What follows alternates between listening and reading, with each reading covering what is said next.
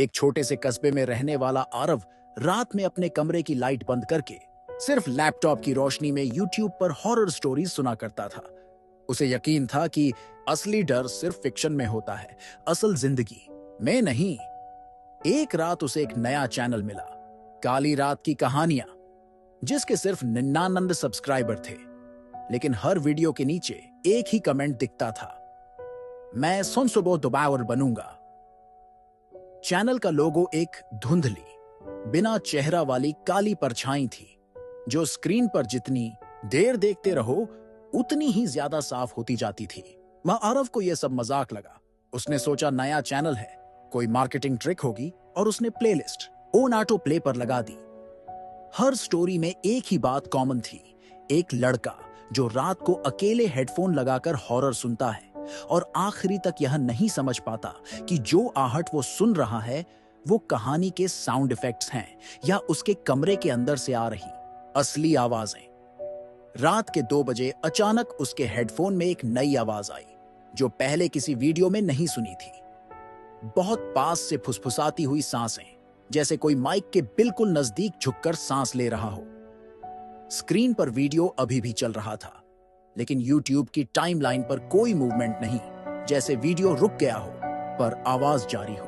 धीरे धीरे उसे एहसास हुआ कि यह आवाज सिर्फ हेडफोन में नहीं, उसके कमरे के पीछे वाली दीवार से भी आ रही है, जहां उसके बेड के ठीक ऊपर दूसरी तरफ पड़ोसी का खाली कमरा था।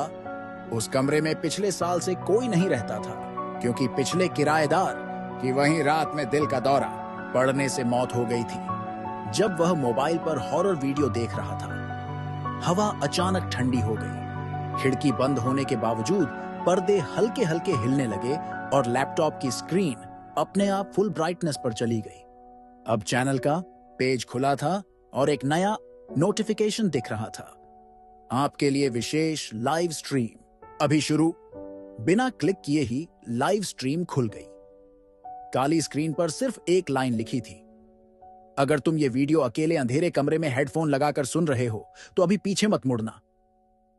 आरव की सांस अटक गई, क्योंकि वो ठीक उसी तरह बैठा था, अकेला, अंधेरे कमरे में, हेडफोन लगाए हुए। नैरेशन जारी रहा, तुम्हारे पीछे जो दीवार है उसकी दूसरी तरफ जो कमरा है वो खाली नहीं है। पिछले किराएदार की आंखें अब भी उस दीवार के आर पार देख सकती है। तभी दीवार के अंदर से बहुत हल्की सी खुरचने की आवाज आई, जैसे कोई नाखून से सीमेंट को रगड़ रहा हो, और यह आवाज बिल्कुल उसी रिदम में थी जिस रिदम में नैरेशन चल रहा था। आरव ने हेडफोन उतारने की कोशिश की, लेकिन जैसे ही उसने डंडी पकड़ी, स्क्रीन पर एक नया लाइन उभर आई, हेडफोन मत उतारो, नहीं तो वो जान जाएगा कि तुम्हें उसकी मौजूदगी का एहसास हो चुका है। अब खुरचने की आवाज की जगह धीमी धीमी कराहट सुनाई देने लगी और कमरे में अगरबत्ती जैसी जली हुई लेकिन सड़ी हुई गंध फैलने लगी। उसने डरते डरते टास्क बार पर माउस ले जाकर लैपटॉप शटडाउन करना चाहा, पर कर्सर खुद ब खुद स्क्रीन के बीचों बीच जाकर सब्सक्राइब बटन पर रुक गया। अचानक नैरेशन की आवाज बदल गई। अब वो पहले से ज्यादा भारी, गहरी और बिल्कुल पास से आती हुई लग रही थी। छोड़ो मत, बस एक क्लिक, तुम 100वां सब्सक्राइबर बन जाओगे। दीवार के दूसरी तरफ से अब साफ कदमों की आहट आ रही थी, जैसे कोई नंगे पांव फर्श पर धीरे धीरे चल रहा हो और हर कदम के साथ धूल झड़ रही हो। ऊपर टंगे बल्ब में बिना हवा के भी हल्का हल्का झूलना शुरू हो गया और उसकी परछाई दीवार पर लंबी होकर बिल्कुल उसी काले लोगो जैसी दिखने लगी जो चैनल की डिस्प्ले पिक्चर थी।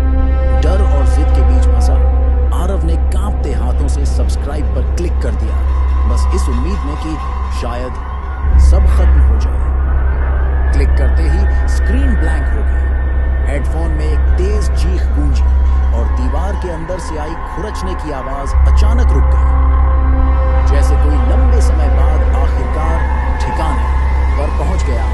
कुछ सेकंड बाद YouTube वापस खुला और चैनल पर अब सब्सक्राइबर की संख्या 100 दिख रही थी, लेकिन नीचे कमेंट सेक्शन में एक नया कमेंट जुड़ चुका था, अब अगला 101वां बनेगा।